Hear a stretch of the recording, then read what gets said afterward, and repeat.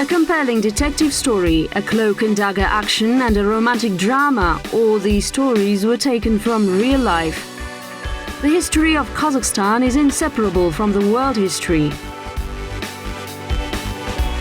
Reflections on history, our version. Alfred Brehm, info tour around Western Siberia. A gift from Irkutsk. Selfie with Brehm. Dive into the environment. Prophecies of the shaman. Germany. He always loved to come back home. Both his wife and his children listened to his stories with great pleasure. He had so many plans to put his collections in order because he had 550 specimens of birds, 400 types of fish, 120 forms of mammals. He had to revise pictures, reports, his own notes, a kind of life journal. What an amazing country, he recalled his trip with a smile.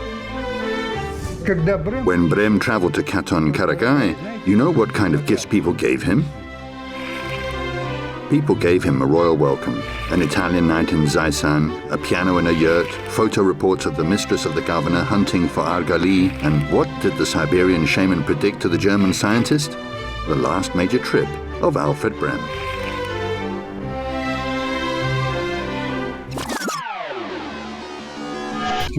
A huge pile of rare skins was presented to him, including the skin of a snow leopard. While traveling, Brehm received a nickname, Big Nose. He could even read the Quran. Chapter 1. A gift from Irkutsk. The building in the style of Russian classicism is the work of an Italian architect. A mansion of the famous merchants and patrons, Siberiakovs, and residents of Irkutsk call it the White House. Within its walls, here on the bank of Angara, the fate of the West Siberian expedition was decided. The promotion of this interesting enterprise from Germany did not justify even the most insatiable expectations, and even then, unexpectedly, it received the richest gift of 20,300 marks. Alexander Siberiakov turned out to be a generous benefactor. Otto Finch, Journey to Western Siberia.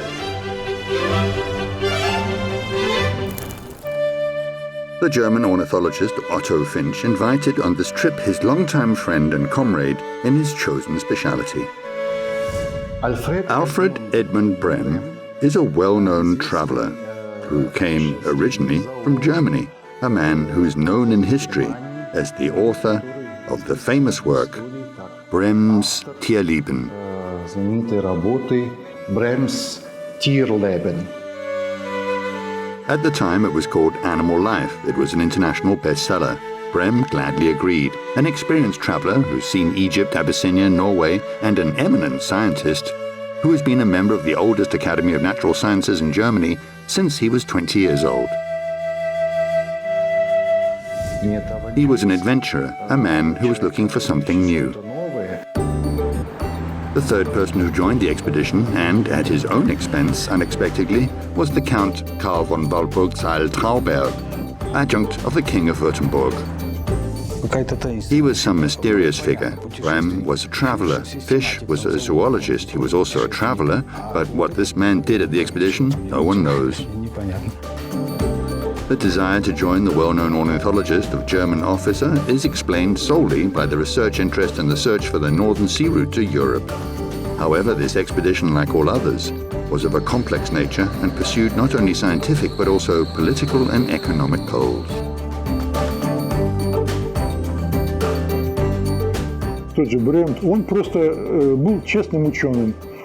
Brehm was just an honest scientist. He honestly collected data on the territory where he traveled, but the results of the data could be used by both geographical societies and general staffs. March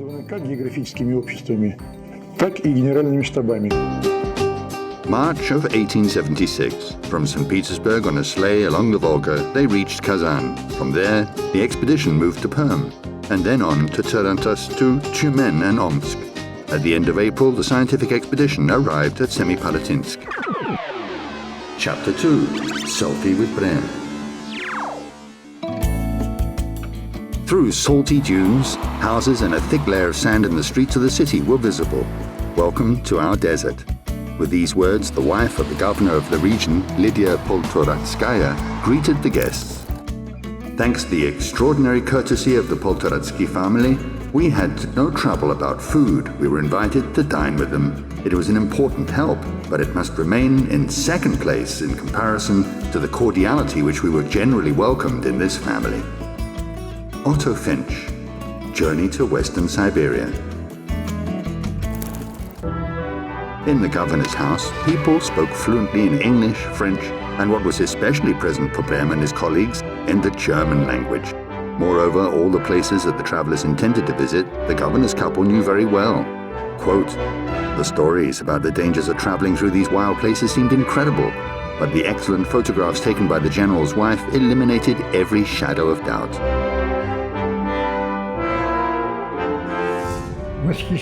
He admired Lydia Poltoratskaya. It wasn't the Altai or the Chenchan. There's a harsh climate, there's rain and snow, and she used a tripod. One of the first female photographers in the Russian Empire and an indefatigable companion of the husband in traveling around the locations entrusted to him. The governor had to travel every year along the entire border, and sometimes he traveled to the Chinese territories. Madame Poltoratskaya even mastered the production of special light-sensitive emulsions. It was only the beginning of photography. She did all the photography herself. Madame Poltoratskaya photographed the German scientists, although where these pictures are now is unknown. What was left is this image, not entirely a selfie, a sketch of the artist, Brehm and Burkucci. The Semipalatinsk voyage came to an end. A German zoologist disappears in the so-called fireworks, a room for the manufacture of cartridges. His colleague, Finch, processes trophies for museums and zoological gardens. He collected a herbarium and all sorts of different things like, for example, stuffed animals. Because of the constant work around the hearth, where else he could cut waders and ducks and other birds for scientific purposes, the German scientist received the nickname Bovard, or the cook. In early May, the group went to the governor's planned hunt for argali. Chapter 3. Dive into the environment.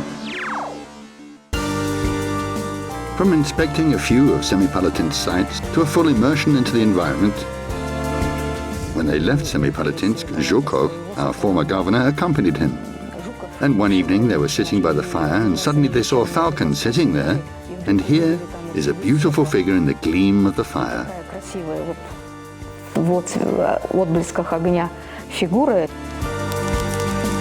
And Brehm says, "I wish I could have a scarecrow like this."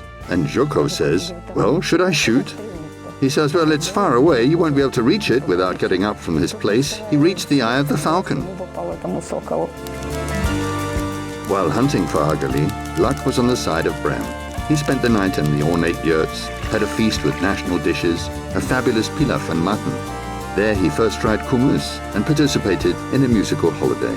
He heard the poem of Kosi Korpesh and Bayan Sulu, local legends and improvisations. In all likelihood, our stay enriched the Kyrgyz-Kazakh song collection with a new song in which not love and amorous ventures are celebrated, but the happiness of a stranger with an aquiline nose and a falcon's eye hunting. Otto Finch, Journey to Western Siberia. Alfred Brehm really had a remarkable appearance, a handsome man with a clever, expressive face, a high forehead, blue eyes, and that same eagle nose. Zor Murin is a big nose, as the Kazakhs called him. He had a big nose. He spoke very well and delivered speeches perfectly. He also impressed the local people with the knowledge of the Quran. A German scientist could reproduce more surahs in Arabic than any sultan. He acquired this knowledge while traveling in Africa. In general, legends were composed about the journey to Western Siberia. In any location, the guests were welcomed with great pleasure. Researchers marveled at how fast the news spread through the steppe. Jungarin Alatau, Tarbagatai, and Zaisan. Good Paisan people have shown great respect for us, and we did not feel any lack of pleasant conversation partners. We were at an evening where dancers waited for us. There was a piano and fireworks in the house. In our honor, we arranged an Italian night. On this occasion, The public garden was beautifully lit by motley lanterns, and the Cossack chorus delighted our ears with national songs that have such an original charm for Western Europeans. Otto Finch, Journey to Western Siberia.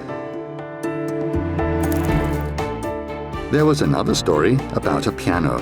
By the way, especially for Europeans, it was delivered to one of the Kazakh villages where the travelers stayed. Local composers also appreciated the instrument and declared that it was a sacred instrument. After all, it had 40 copper strings, a magic number. This is most likely a legend, but a material subject of history. And this is a biscuit maker, which belonged to the Kaklov's family. They say that in the mornings it was customary to drink tea with homemade croutons. The guests ate and praised the taste, and the guests were all celebrities. Those who visited the Kaklovs ate from this very biscuit. Otto Finch mentions Andrei Stepanovich. Respectfully, he was a passionate ornithologist. He gave a lot of information about this place and helped with an experienced guide, a hunter. Alfred Brehm especially wanted to hunt for the ular. The ular is a wild turkey which inhabits the mountains. He wrote in his memoirs that the local hunter Mirza Shaldiyar had turned the skin of a wild camel and a kulan.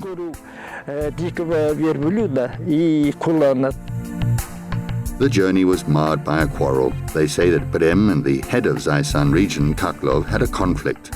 What exactly happened is not known.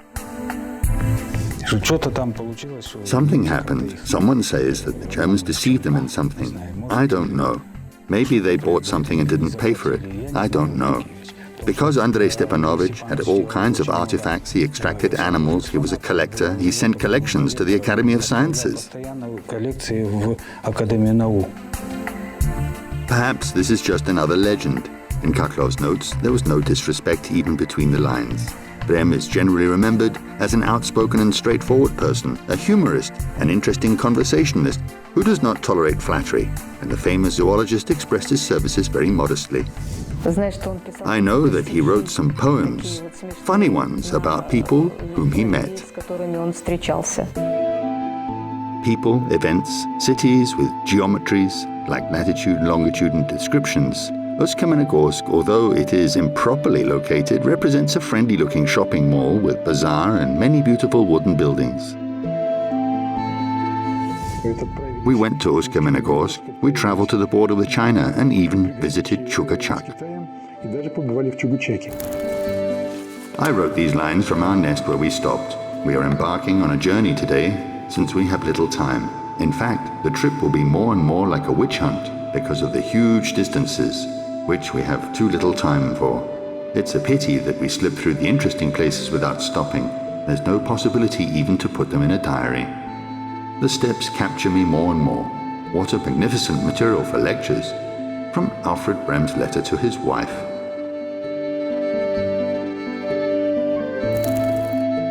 Semipalatinsk, Sergyopil, Lepsi, Zaisan, Zeranovsk. This is only in Kazakhstan, from Turkestan to Altai and a significant part of Siberia to the Karskoye Sea. In a few months, travelers have overcome more than 15,000 kilometers. Epilogue: Prophecies of a Shaman.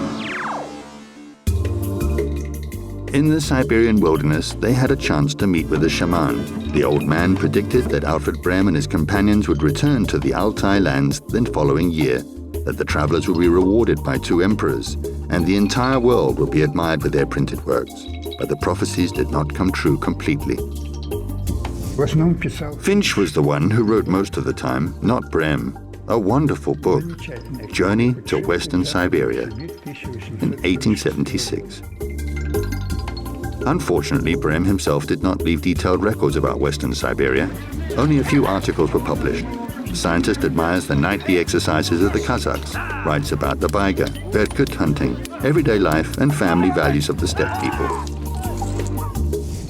Even for such a hunter as Brehm, who traveled the whole world, sometimes on foot, hunting everywhere, it was amazing for him. The country of the 7 rivers, quote, no less attractive than the best valleys of the French Vosges and Gard and the Bavarian Palatine. A trip to this country he considered to be the most significant and interesting trip in his life. A country where, contrary to the shaman's forecasts, he no longer had a chance to return.